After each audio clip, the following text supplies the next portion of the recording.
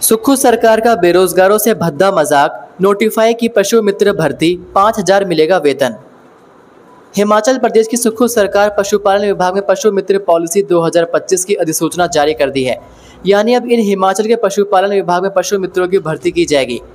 पशु मित्र पॉलिसी में इस भर्ती को लेकर सभी शर्तों को जारी किया गया है। पशुपालन विभाग में क्लास 4 के खाली पदों पर इन पशु मित्रों की भर्ती की जाएगी। सरकार द्वारा जारी की गई अधिसूचना के अनुसार पशु मित्र बनने वाले युवाओं को हर महीने 5,000 रुपये प्रति माह वेतन दिया जाएगा। हालांकि सुक्खू सरकार की यह पशु मित्र पॉलिसी एक तरह से बेरोजगार युवाओं के साथ भद्दा मजाक है। सरकार इसे ग्रामीण क्षेत्रों में पशुपालन को बढ़ावा देने और स्थानीय युवाओं को रोजगार देने की दिशा में एक कदम बता रही है, लेकिन जमीनी हकीकत कुछ और ही कहानी कह रही है। 5,000 रुपये प्रति महीने मानदेय पर नियुक्त होने वाले पशु मित्रों के सामने अब सवाल ये है कि आखिर इतने कम पैसों में गुजारा कैसे होगा। सरकार की इस पॉलिसी के अनुसार चयनित पशु मित्रों को हर महीने सिर्फ 5,000 रुपये बतौर मानदेय दिया जाएगा, यानी दैनिक मजदूरी के हिसाब से मात्र 166 रुपये प्रतिदिन। वहीं दूसरी ओर मनरेगा में काम करने वाले मजदूरों को भी अब 200 रुपये से अधिक दिहाड़ी मिलती है। ऐसे में सरकार की यह योजना बेरोजगारों के लिए रोजगार का विकल्प कम और एक भद्दा मजाक ज्यादा लग रही है।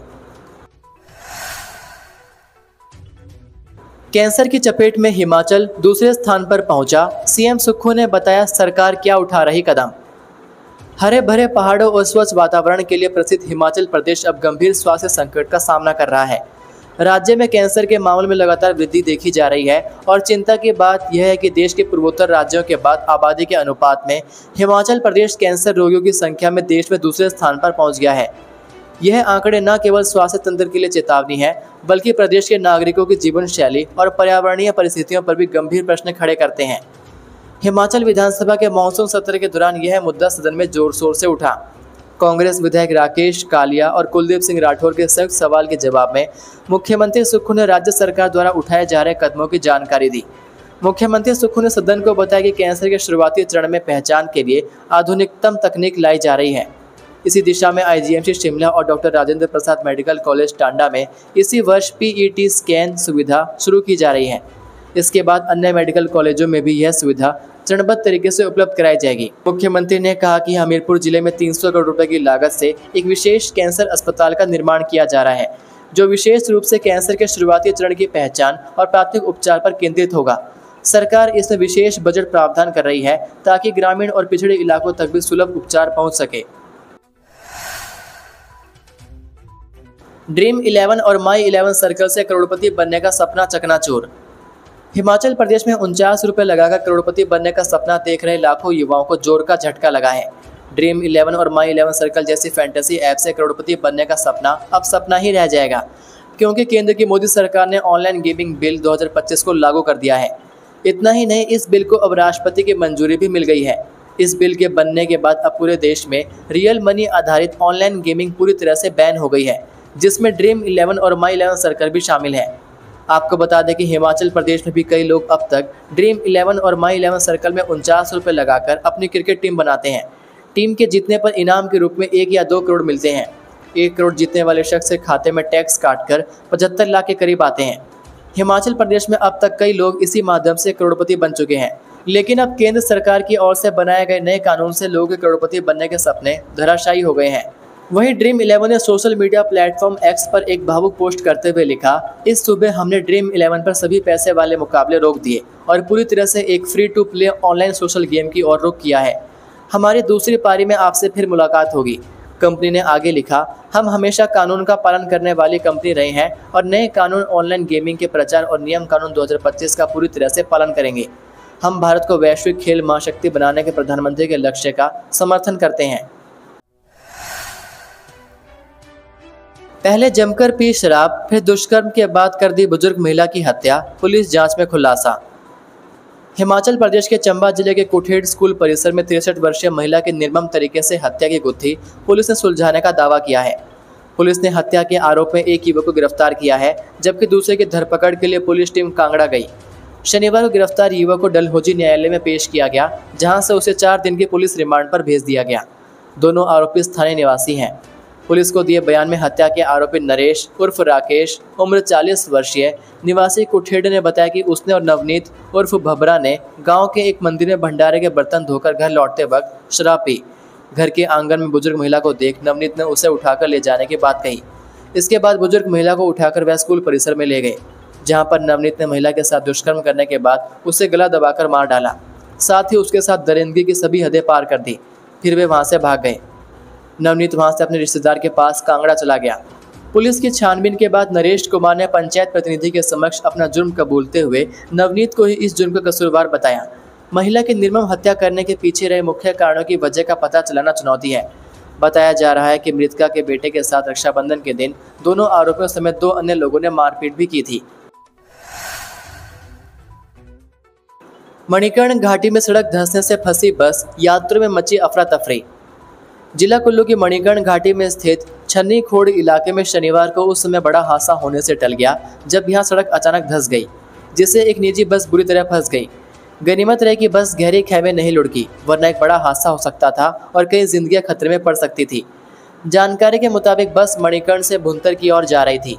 जैसे ही बस छन्नी खोड़ से होकर गुजरने लगी तो अचानक सड़क का एक हिस्सा धंस गया। इससे बस एक तरफ झुक गई और फंस गई। इस अप्रत्याशित घटना से बस में सवार लोगों के बीच अफरा तफरी मच गई और वे चीखने चिल्लाने लगे। चालक, परिचालक और मौके पर मौजूद लोगों ने तुरंत स्थिति को संभाला और तत्परता से सभी यात्रियों को तुरंत सुरक्षित बाहर निकाल लिया गया। निजी बस को भी निकालने का प्रयास किया गया। आपको बता दें कि क्षेत्र में बीते दिनों हुई भारी बारिश के चलते सड़क की हालत खराब हो गई थी।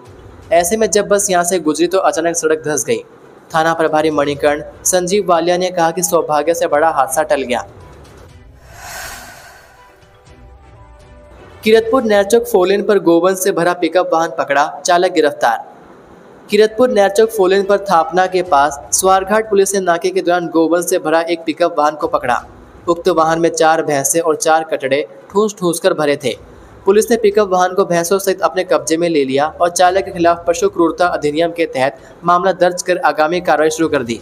पिकअप चालक की पहचान शौकत अली, उम्र 28 वर्षीय, पुत्र समैल दीन, निवासी गांव कनकरी, डाकघर डिडवी टिक्कर, तहसील व जिला हमीरपुर के रूप में हुई।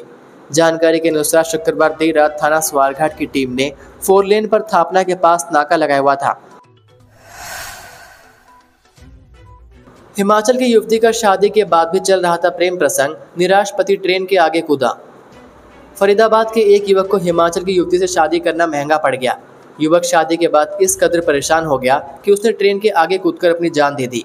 यह सारा मामला पति पत्नी के बीच तीसरे के आने के चलते हुआ। दरअसल हिमाचल की युवती ने फरीदाबाद के युवक से शादी की, लेकिन शादी के बाद उसका प्रेम प्रसंग किसी और से चलता रहा, जिसकी जानकारी लगने पर उसके पति ने आत्महत्या कर ली। फरीदाबाद में हुई इस दर्दनाक घटना में सभी को झकझोर कर रख दिया। ठेकेदारी का काम करने वाले 30 वर्षीय युवक ने रिश्तों के टूटने से आहत होकर ट्रेन के आगे कूदकर आत्महत्या कर ली। मृतक की पहचान कृष्ण गोपाल के रूप में हुई। मामला तब और गंभीर हो गया जब सामने आया कि उसकी पत्नी, जो हिमाचल प्रदेश के कांगड़ा जिला की रहने वाली है, उसका किसी और के साथ संबंध था। मृतक के छोटे भाई नवीन ने बताया कि भाई की पत्नी का पिछले कई सालों से राजस्थान निवासी उमेश नामक व्यक्ति के साथ अफेयर चल रहा था। इस रिश्ते के चलते घर में कई बार तनाव हुआ। उमेश, जो उनकी रिश्तेदारी में ही था, अक्सर उनके घर आता था। मृतक कृष्ण गोपाल और उमेश के बीच व्यापारिक साझेदारी थी। 1 साल पहले दोनों ने मिलकर टैक्सी सर्विस के लिए कार खरीदी थी। जीआरपी अधिकारियों ने बताया कि शव रेलवे ट्रैक पर मिला था और पोस्टमार्टम के बाद परिजनों को सौंप दिया गया। फिलहाल पुलिस मामले की जांच कर रही है और शिकायत मिलने पर आगे की कानूनी कार्रवाई की जाएगी। इस घटना ने एक बार फिर दिखाया कि रिश्तों में दरार और विश्वासघात कैसे एक परिवार को तोड़ सकते हैं। हिमाचल की रहने वाली पत्नी के अफेयर से जुड़े आरोपों ने इस मामले को और संवेदनशील बना दिया। नाहन कोलावाला बुड़ सड़क पर भारी भूस्खलन, यातायात के लिए पूरी तरह ठप हुआ मार्ग। सिरमौर जिले में नाहन कोलावाला बुड़ मार्ग पर शनिवार सुबह वाया सैनवाला बर्मा पापड़ी के समीप भारी भूस्खलन हुआ। अचानक पहाड़ दरकने से सड़क पर मलबा और बड़े बड़े पत्थर गिर गए, जिसके कारण यातायात पूरी तरह से बाधित हो गया। शनिवार सुबह गुलरिया नामक स्थान पर, जो बर्मा पापड़ी से लगभग 2 किलोमीटर आगे है, पहाड़ का हिस्सा टूटकर सड़क पर आ गिरा। इस वजह से वाया बर्मा पापड़ी होकर कोलावाला बुड़ और क्यारी पंचायत को जोड़ने वाला मार्ग पूरी तरह बंद हो गया। इसके चलते कालाम की ओर से आने जाने का संपर्क भी टूट गया। इस घटना से लगभग 4000 की जनसंख्या प्रभावित हुई है। उधर मौके पर अधिशासी अभियंता लोक निर्माण विभाग और उपमंडल दंडाधिकारी ने स्थिति का जायजा लिया और सड़क को शीघ्र बहाल करने के निर्देश दिए। हालांकि मौके की परिस्थितियों को देखते हुए अनुमान है कि सड़क को पूरी तरह खोलने में लगभग 48 घंटे का समय लग सकता है। ये थे आज के मुख्य समाचार। हिमाचल प्रदेश की बड़ी खबरें रोजाना जानने के लिए सब्सक्राइब कीजिए DHP न्यूज़ चैनल को और बेल आइकन पर क्लिक करें, जिससे आपको प्रदेश की बड़ी खबरें हमारे द्वारा मिलती रहें।